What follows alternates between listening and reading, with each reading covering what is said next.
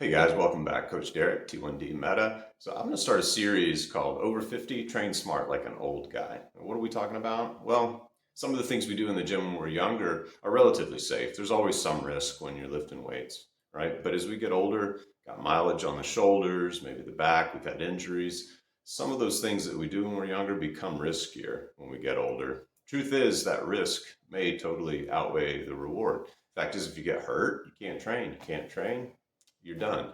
And it gets harder and harder to recover the older we get. So I'm going to go through a few things, give you like really specific examples, and I'll tell you my opinion and why I think that some of these maybe alternatives to things that we would be used to doing in the gym are a better bet for us as we get older. So we're going to start with talking about bench press today versus some alternatives that I've adopted. And I'll be curious what you guys think. So let's jump right in. First of all, let's just look at a typical bench press. So one of the things you notice is you've got that full range of motion there. As you go down, those elbows can actually go below parallel. They're actually going below the shoulder, getting a good stretch in the pecs. That's great. You're going to really activate those chest muscles along with your front delts, those triceps.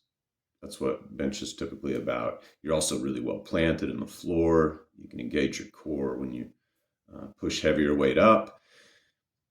Here's the thing though, you're putting a lot of pressure on those shoulders, especially as you go past that 90-degree or parallel mark and your elbows drop below your shoulders. If you've got mileage on your shoulders, you've had injuries, maybe that can become really difficult. And some people just can't do it. And other people will complain, I feel popping, or it just hurts. Or they've even had surgery, and this is just something they can't really do well anymore. Another thing about this is it's a big lift with a barbell, and you can overcompensate with your stronger arm. You can also really bypass a lot of those smaller stabilizing muscles. Remember, the shoulder's not really a joint, it's just a whole lot of muscles holding everything in place. And there are a lot of small muscles involved there that you can neglect. In a big lift like this, you kind of go right to the bigger muscles and activate them at the expense of working on balance and control. And it takes those smaller stabilizing muscles to do that. So I prefer to exchange this particular lift for something with two weights on the floor called a floor press. So you can see here, you can't really go below your shoulder with your elbows, right? The floor is going to stop you. That is going to prevent your chest from opening up quite as much, right? So you're not going to get that pec activation that you might from the bench press, but you're still getting some. You're still getting a lot of tricep activation, a lot of front delt, but you've limited that range of motion to something safer. Another thing about this that I like is each hand managing that weight independently. Each arm has to carry its own load, so you can't really cheat to your stronger side. Also, because it's a dumbbell, you're required to balance that weight and control it, right? So you're activating all those small muscles that help stabilize your shoulder, which is a really good thing. So in some ways, this is almost shoulder maintenance. But the other thing I like about this is if you want to grow muscle, you can get to failure doing this and you don't need to worry about a spotter, right? Because if you can't get the weight, you put it down.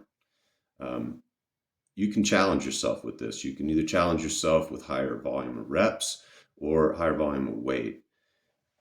Either way, that's more difficult when you've got a bench. You better have a spotter if you're going to try and do that with the barbell on the bench because you can get into trouble.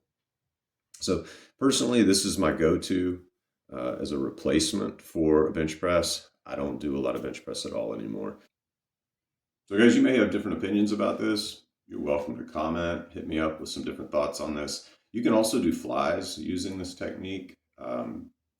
From the floor, it's possible to use lighter weight and keeping those elbows, a little bit below your shoulders, about 45 degrees, opening up the chest a little more, and then just focusing instead of on bending at the elbows, just expanding and then contracting at the chest. Again, you're never going to replace that range of motion that you're getting that really hits and targets the pecs in a typical bench press, but you're still getting a lot of good work and you're going to grow and maintain muscle this way. And in my opinion, it's a way that's going to be a whole lot safer for a guy who's over 40, over 50, 60 and up, who's actually working to build muscle. Let me know what you think. Hit me up in the comments. Hit subscribe while you're at it. I would appreciate it.